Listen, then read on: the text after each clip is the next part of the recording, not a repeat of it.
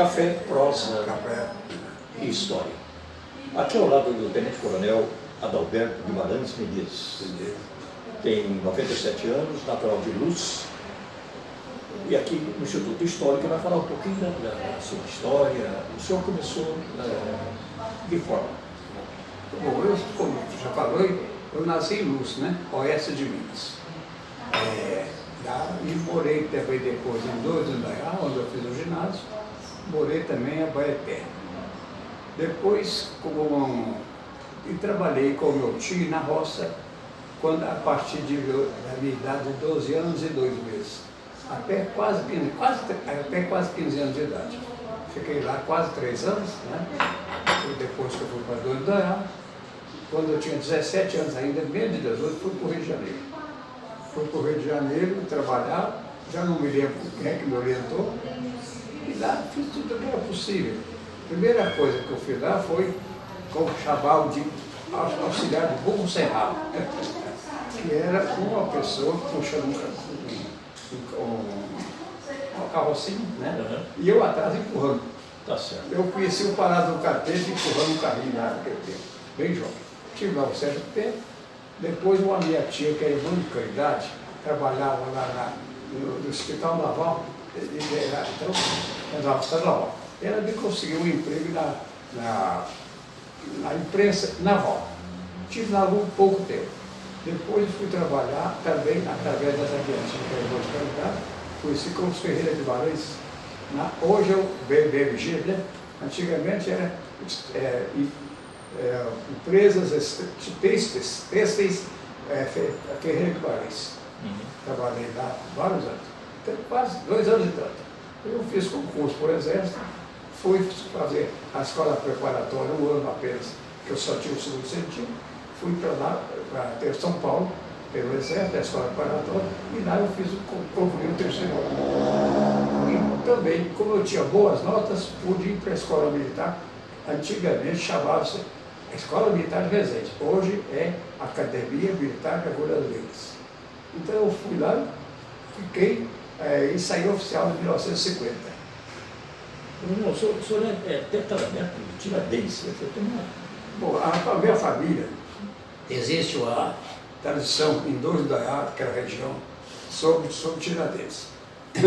Consta, não há documentos, é uma tradição bastante antiga que Tiradentes tinha uma mulher e um filho. E um colega dele, que era também soldado como ele era, sabendo que o Tiradentes foi preso ou ia ser preso, ele pegou a criança e levou para... Esqueci o nome da cidade hoje, fica entre a Indaiá e Abaeté. Esqueci o nome. Lá tinha uma guarnição da polícia para evitar o descaminho de diamantes do rio Abaeté. E lá nesse local acabou virando, que era um quartel-geral, agora como ele, a cidade chama-se quartel-geral até hoje, e hoje já é cidade, e que viveu povoado depois de uma cidade. E esse filho, suposto filho de Tiradentes, foi criado lá nesse local com o amigo dele, Beltrão. Aquela Beltrão, esqueci o nome dele, depois talvez eu me lembro. E ficou lá. Esse mesmo suposto filho de Tiradentes casou-se 2 vezes. E de 2 mulheres teve não sei quantos filhos. Então o meu antecedente, que era filho dele, chamava-se Belchó.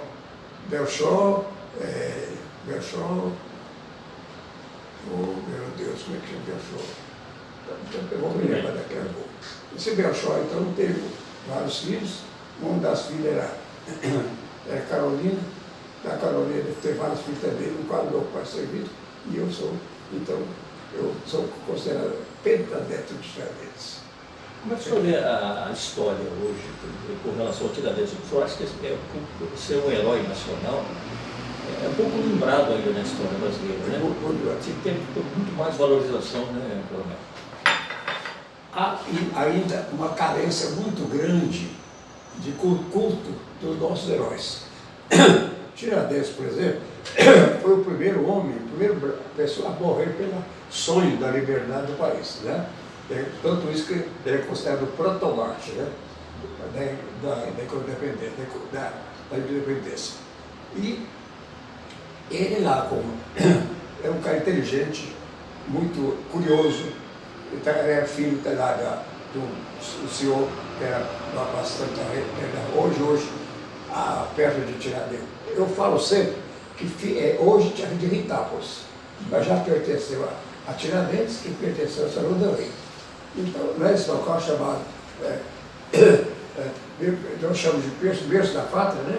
Era Fazenda do Pombal. Esse é o nome que está até hoje. Lá foi o que nasceu.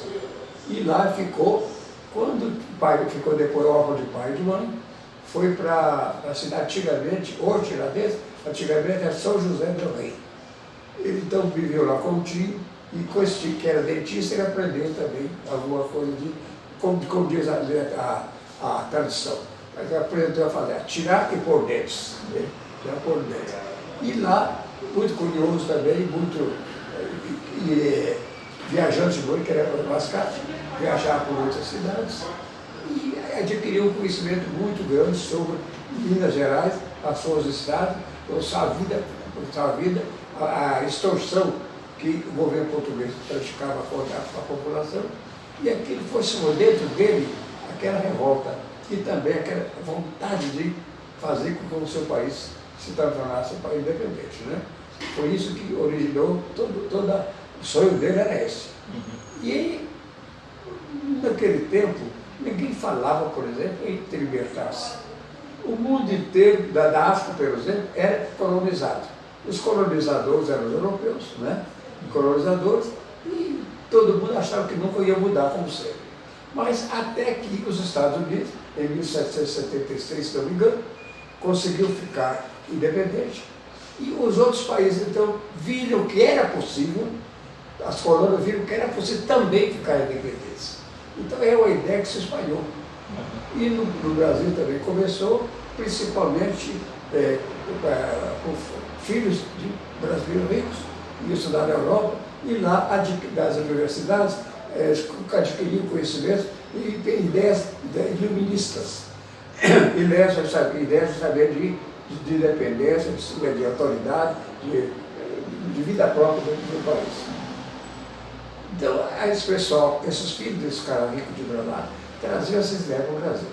E ele tinha isso. Então, eu não sei como, ele conseguiu, uma época lá, um manual, um exemplar de um livro que falava sobre as leis institucionais dos Estados Unidos. As leis que mostravam a formação dos Estados Unidos, sua Constituição, em francês. E ele, pedindo amigo, um pedia outra tradução, ele conseguiu ficar, chegou dessas ideias, ideias libertárias que ele tinha. Né? Bom, então já tinha aquilo na sua cabeça formado. Havia alguns clérigos, por exemplo, como o Paulo Vieira, por exemplo, tinha muitos livros a respeito disso, mas ninguém falava nada. Então essa segunda, a sentença que o condenou, fala que foi o chefe, que foi o iniciador desse movimento de libertar, chamado depois de Inconfidência, que foi o primeiro a espalhar essas ideias. Isso está claro lá na meditação. Então ele foi o primeiro, foi o chefe, foi o iniciador. E tinha um amigo dele, José Maciel, que era Maciel, um engenheiro, que veio do Brasil, que era estudante de engenharia, veio para o Brasil, e foi com ele que Tiradentes conseguiu, então, formar um grupo. Mas esse grupo aí de Tiradentes, Ouro Preto, a Vila Rica antiga, né? Eles faziam tudo confabulando, em sala fechada, não se espalhava. Alguns eram cooptados, muito poucos, mas praticamente ninguém sabia disso. Mas Tiradentes, ele, de certo modo, ele era imprudente.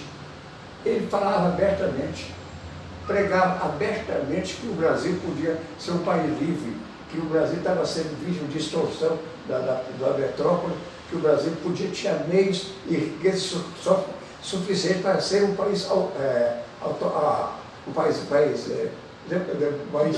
independente, né? Isso que tiveram. E ele falava e espalhava livremente, claramente para todo mundo ouvir. Foi por isso que foi despertado as autoridades, né? E lá no meio da Inconfidência, tinha um lá, o seu Velho Reis, que era português, participava, mas ele foi que denunciou, né? E aí desencadeou toda aquela história, né? O senhor está no Instituto Histórico há quanto tempo? Eu estou desde dezembro de 1993. Eu estou aqui no Instituto Histórico desde 1993, no mês de dezembro. Mais alguma consideração que eu queira falar a respeito do pelo histórico, do Instituto Histórico, eu me sinto em casa. É um ambiente que hoje, o melhor ambiente que eu conheço. Eu fui presidente do Ciclo Militar de Belo Horizonte, até hoje sou diretor, mas aquilo que eu gostava do Ciclo Militar, ainda gosto até hoje, mas para transferir para o Instituto Histórico. Aqui eu estou me sentindo melhor, onde eu conheço os amigos, né? Eu posso conversar sobre esse assunto que eu gosto, assisto as palestras maravilhosas que nós temos aqui, né? E sempre, cada administração que vem, sempre coloca mais um tijolinho, né? Aqui no próprio Instituto Histórico, melhorando sempre. E é um trabalho bonito, né, Coronel? Porque fazer um trabalho de preservação da história de Minas Gerais. Sobre essa parte de preservação, agora mesmo o senhor falou algo que eu me esqueci, mas é o caso de preservar e difundir as ideias de Tiradentes, sonhos de Tiradentes.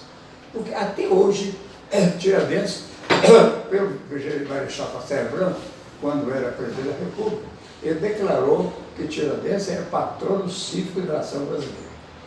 E isso é feito lá, mas determinou que toda a repartição pública, todo o órgão federal, ou também parece que estadual, fizesse da semana uma palestra para esclarecer.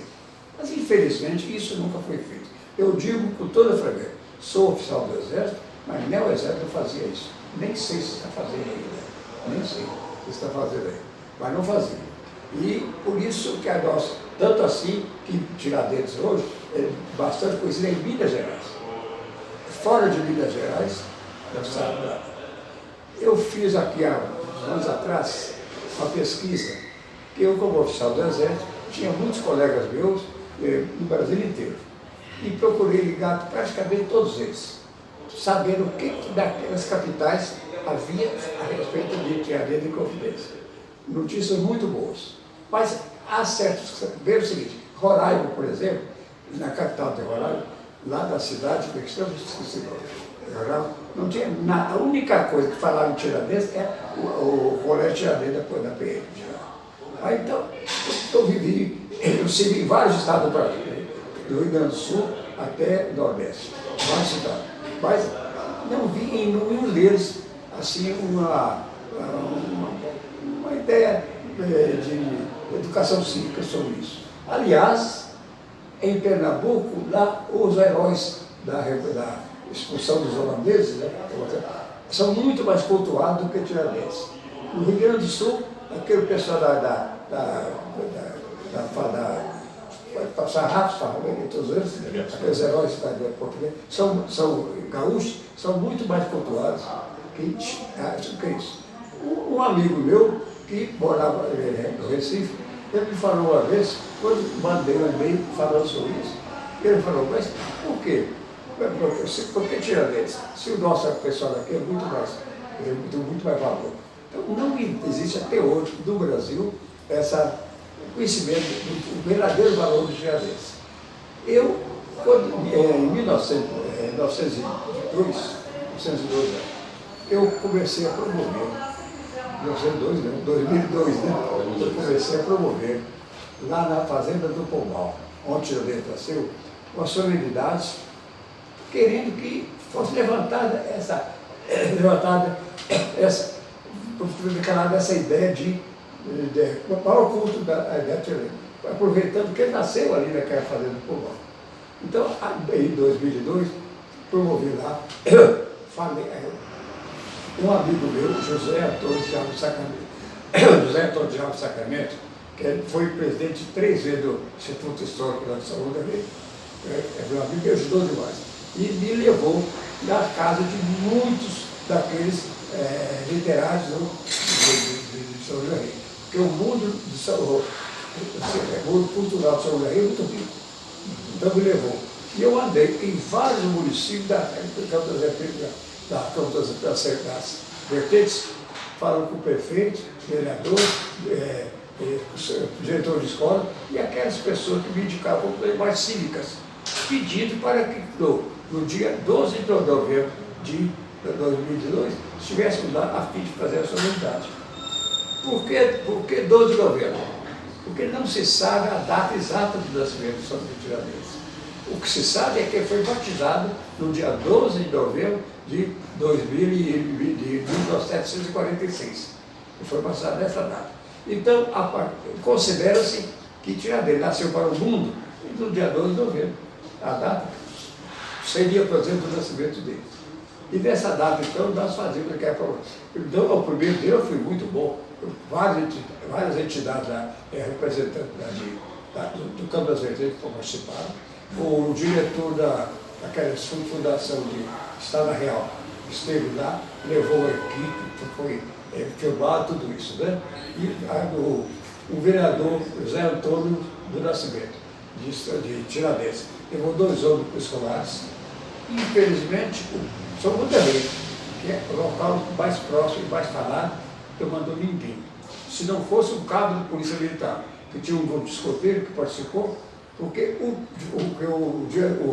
secretário de Educação, que eu falei lá, foi ele em São Monterrey, falando, ele não mandou uma pessoa sequer. Mas, de qualquer jeito, fizemos uma reunião com quase 200 pessoas, o batalhão do Exército lá levou a banda de música, levou todos os oficiais saíram, que deu os 3 civis, levou também, participou. O prefeito de Itápolis, no dia, ele levou, fez o lanche para todo mundo, né?